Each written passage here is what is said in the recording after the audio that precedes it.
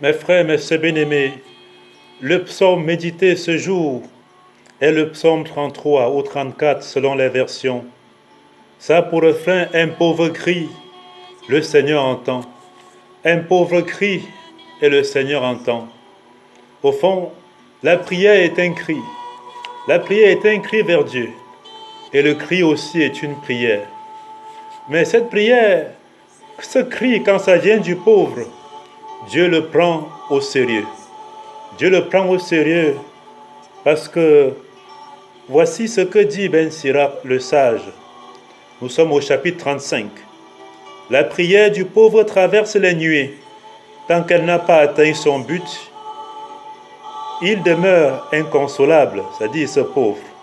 Il persévère tant que le Très-Haut n'a pas jeté les yeux sur lui, ni prononcé la sentence en faveur des justes et rendu justice.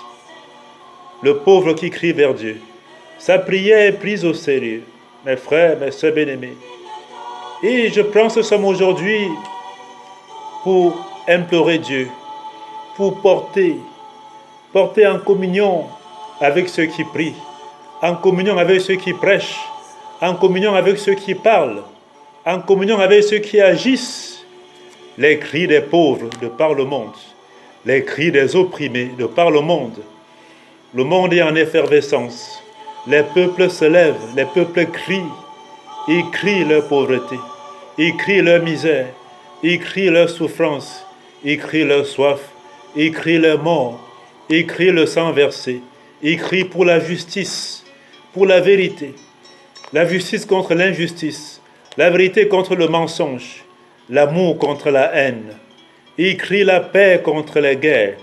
Un peu de partout dans le monde, la rue se lève, les rues se lèvent, les populations des rues se lèvent pour crier vers Dieu, pour demander le secours de Dieu. Un pauvre cri et le Seigneur entend. C'est pour ça, mes frères, mes sœurs bien-aimés, que je pense, le Dieu est le Dieu des opprimés. Le Dieu est le Dieu des opprimés, et les opprimés sont les opprimés de Dieu. Un pauvre cri et le Seigneur entend. Le Dieu est un Dieu juste. Du ciel, il entend les cris des malheureux. Il entend, il écoute leurs larmes. Leurs larmes coulent. Leurs larmes sont comme des pluies qui tombent pour fertiliser leur cause. Leurs larmes sont comme les pluies du ciel qui tombent sur les semailles pour faire germer. Et leur sang également, comme disait un grand juriste du pays, le sang, même leur sang versé fertilise la cause.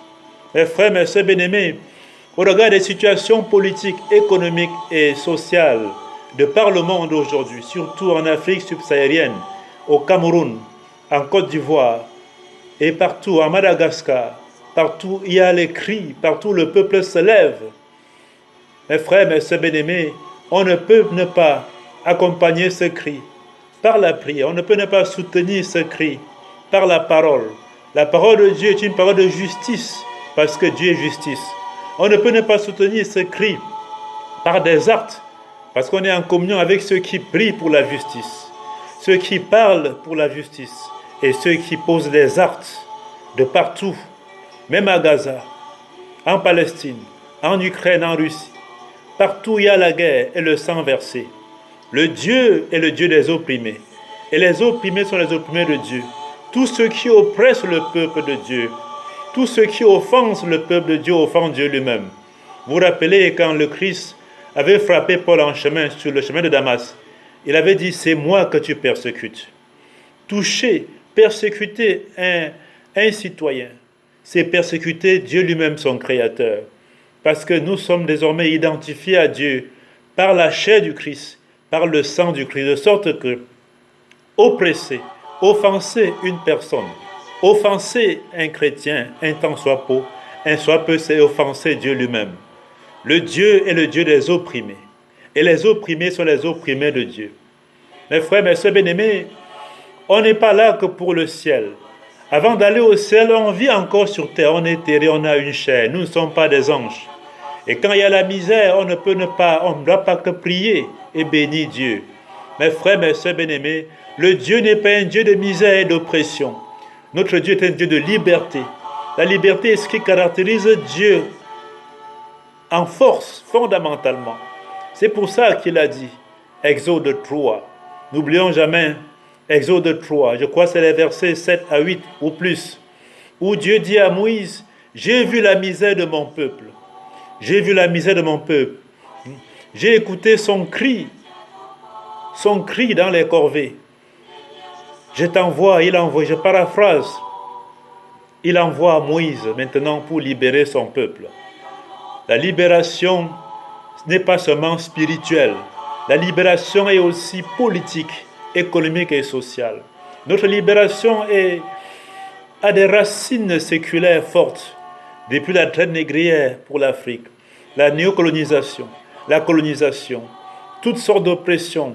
Aujourd'hui encore, avec les nouvelles oppressions, Boko Haram, toutes ces guerres créées pour opprimer, oppresser les peuples, Dieu écoute. Et tous ceux qui oppressent le peuple de Dieu rendront compte.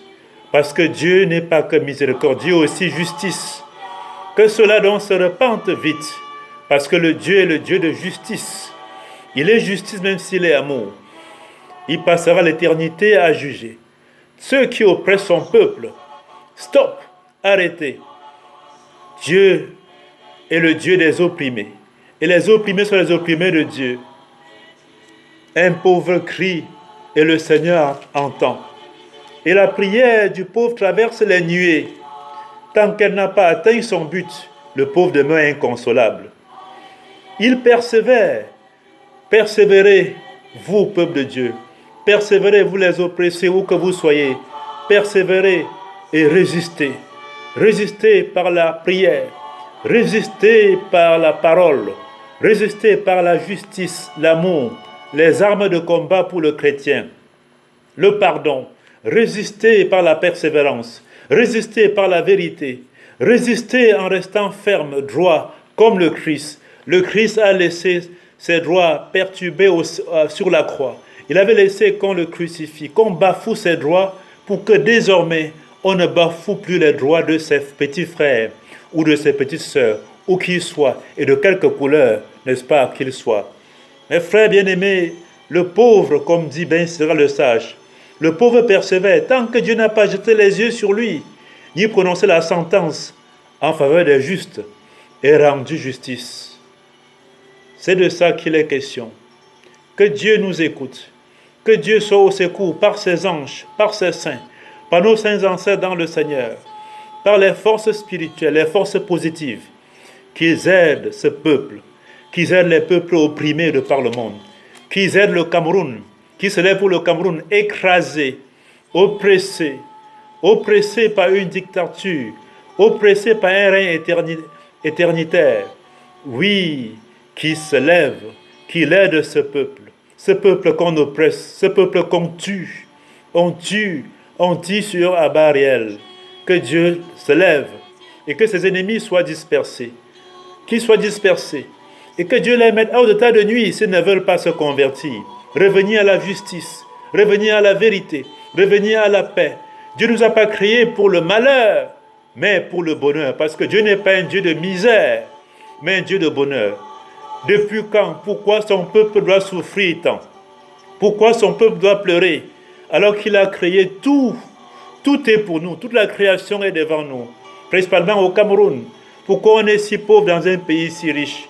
Pourquoi tous les biens, le bien commun, qui revient à tout le peuple, revient qu'à une poignée. Et pourquoi? Pourquoi ne doivent-ils pas crier, pleurer? Quand ils sont malades, ils ne peuvent pas se soigner. Ils n'ont pas d'école. Et même s'ils réussissent à faire une quelconque école, ils n'ont pas d'emploi. Comment? Quel est donc leur avenir? Quel est donc leur avenir? L'avenir de ce jeune. Ces jeunes qui sont les enfants de Dieu. Ces jeunes que Dieu a créés à son image et à sa ressemblance. Ces jeunes pour qui le Christ est mort, pour qui le Christ a versé son sang. Le sang du Christ criera vengeance. Le sang du Christ crie fort au ciel. Chaque goutte du sang du Christ est comme un bouclier protecteur pour ses enfants. Et un jour, on aura à lui rendre compte. Un jour, on aura à lui rendre compte. Parce que seul Dieu est Dieu. Seul Dieu est Dieu. Seul Dieu est le pouvoir même, avec grand P. C'est le pouvoir. Dieu est le vrai pouvoir. C'est lui seul. Lui et lui seul. et personne. Tout passe, tout passe. Où sont les pharaons aujourd'hui? Qui était plus fort que les pharaons? Où sont Julius César? Où sont Alexandre le Grand? Où sont Nabucodonosor? Où sont-ils? Où sont les Romains? Qu'est devenu le grand empire romain? Seul Dieu est Dieu, parce que seul Dieu est pouvoir, le vrai pouvoir. Un pauvre crie et le Seigneur entend. Libérons les pauvres, libérons les peuples de Dieu, libérons-les. Cessons de les oppresser, de les opprimer.